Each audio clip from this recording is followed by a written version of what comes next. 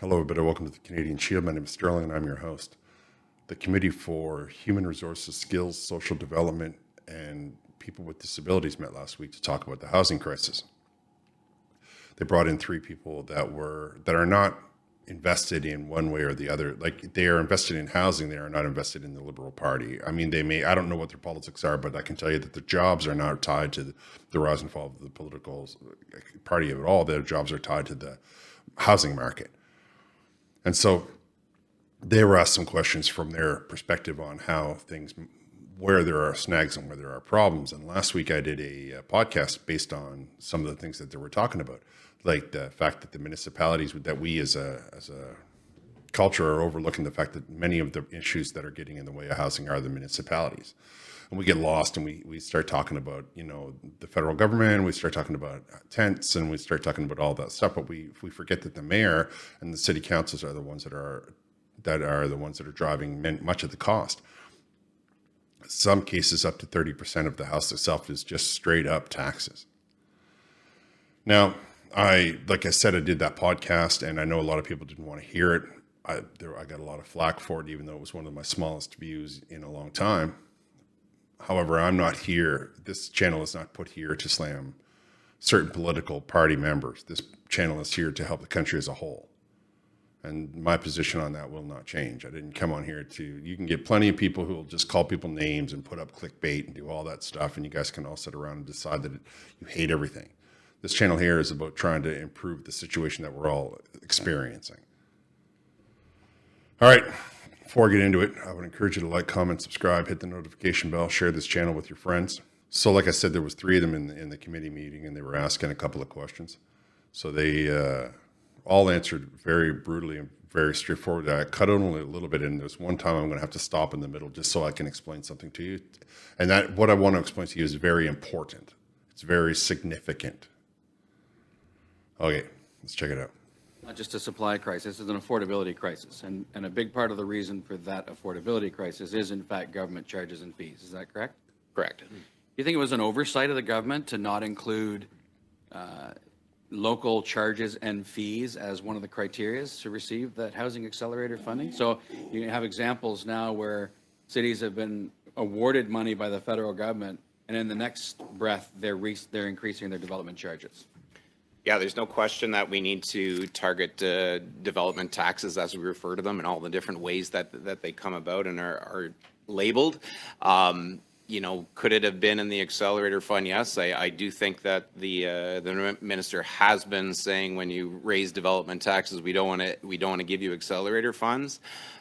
We've also called for the connection of investment in infrastructure and transportation and transit to be tied to housing outcomes, and there is talk now of that being tied to development taxes as well. So to your point of should we be addressing local municipal taxes, which have gone up 700% over the past 20 years and are a big part of the problem? Yes.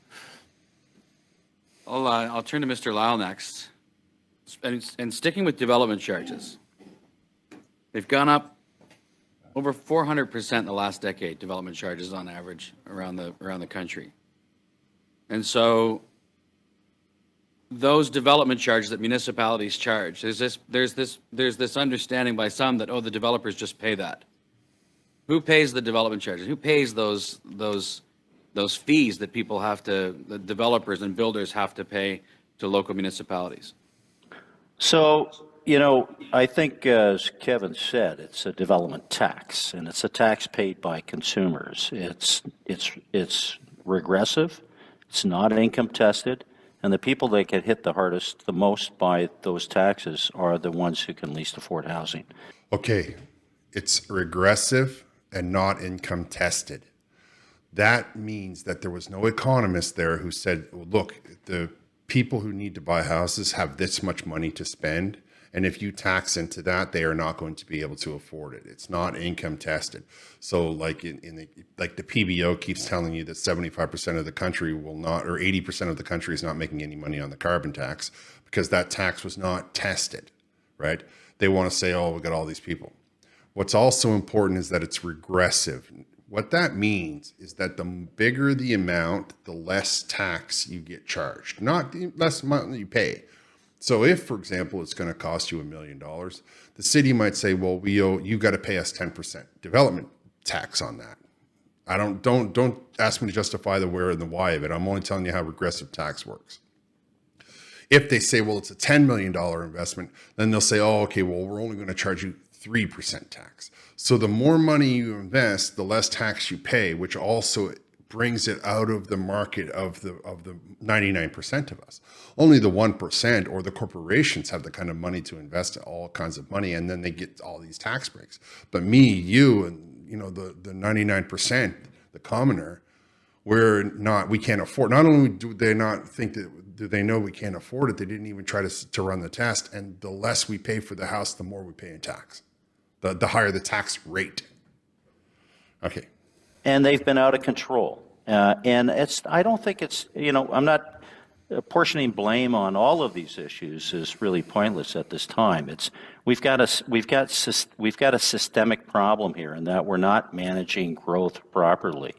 And so when you look in, for example, in the GTA area, you've got DCs that have gone up 900% in just over a decade, which is crazy. And in fact, just this month, they've gone up again in Ontario, which when, sales cratered last year, as we know, housing starts are falling because housing is unaffordable. The first-time home buyer is extinct. We can't build new housing for the middle class. In fact, Habitat for Humanity's new client is the middle class. Shame. Who would ever have thought we'd get to that point? But that's where we are. So DCs are completely wrong-headed, and it's a function of our not managing growth properly. And other countries they don't have this problem.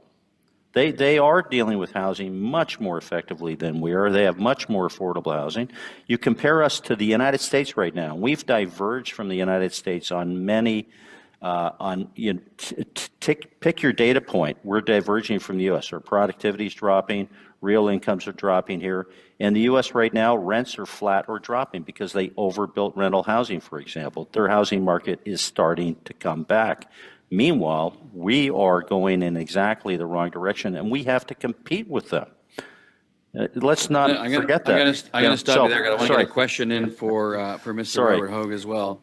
Mr. Hogue, would you say that that a big part of the problem here in the affordability crisis that we're seeing in housing is related to government charges and fees, and that the federal government missed an opportunity really to try to pressure municipalities to reduce those fees? Well, I think those government charges are part of the issue. I mean, they're not the only reasons why we are where we are today. And I think our worry is that for that marginal unit you add to the housing stock, now what you're adding is something that's a higher prices that people can afford. So, you're not necessarily, unfortunately, you're not building affordable houses or homes that are affordable in sufficient numbers just because the construction or building costs are high, and the and government charges are part of that equation in some parts of Canada, not everywhere. So there you have it. The city hall is charging too much taxes, and that's a big reason why the housing market is not bouncing back.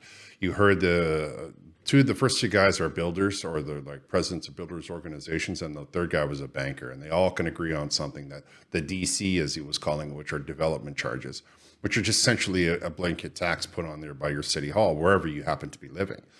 So now you take the most populated city in the country, Toronto, Vancouver, where everyone is living in high density, and they start to tell you that we need $300,000, $400,000 for you to build a $2 million house. Well, that money gets put directly onto the ticket price of that house, whether it be a rental, whether it be for sale. That money goes directly to you, the consumer. And then, as you heard the banker say, well, what's happening is the incomes are not going up that high. And you heard the other fellow talk about how there's a shortage of actual being built. So those three factors alone manifest and compound the problem. They talked about how Toronto just put housing, development charges up just last month. Well, they received $500 billion from the Housing Accelerator Fund, and then 3 weeks later raised the development charges to 30%. So they got a $500 million from Canada, from the taxpayer, and then turned around and charged people more taxes. And then they'll say, well, we need help paying for the shelters. I think that you need to start, as we as a country need to realize that, yes, the federal government, the Liberal government has all kinds of huge issues. But it's not the least of which is that the supply problem, the carbon tax will make it nearly impossible to cut down a tree, because you don't cut down a tree with an electric saw, I can promise you that. So there's other issues to talk about. And the fact that we're not making our mayors come to account is also something that we as a country need to be thinking about, that the mayor, the local municipality. Now, when I did that podcast episode just a few days ago, people got really hostile at me. I guess maybe they work for the city. I don't know. But I understand that this is where the problem lies. Like, it's not a one-prong solution. And yes, there's too many people living in Toronto, too many people living in Vancouver, but the other parts of the country shouldn't have these kinds of issues, but they have these kinds of issues because certain governments have only one idea: tax, tax, tax, tax, tax, tax, tax. They got no other way to understand anything. And they because they're not economists, they don't understand the impact that they're having. And then they turn around and say, oh no, what are we going to do? What are we going to do? Well, I can tell you one thing that you can start to do is you can start to lower the development charges. That's something to begin to think about. We need the material to build these houses to come down. We need people to build these houses, and we need there's all kinds of factors that are important. But I think that it's time that we as a country understand that the city hall drives a lot of the additional costs that go onto a house. Like I've heard in Vancouver, it's as high as $1.2 million in development charges. I don't know. I can't say for certain, but I can say what these guys just talked about: 900% since the Liberals took office. Now, you as a person should be looking at your city hall and asking them how much does it cost to put up a building in our region. All right, I'm going to wrap it here. I want to thank you all for listening. I would appreciate it if you would like, comment, subscribe, hit the notification bell, share this channel with all your socials. I have memberships if you want to support that channel that way. I have an open GoFundMe if you want to help me get new equipment, because my camera just will not sharpen up my appearance, which you never know, might be good, might not be. All right, I'll talk to you next time.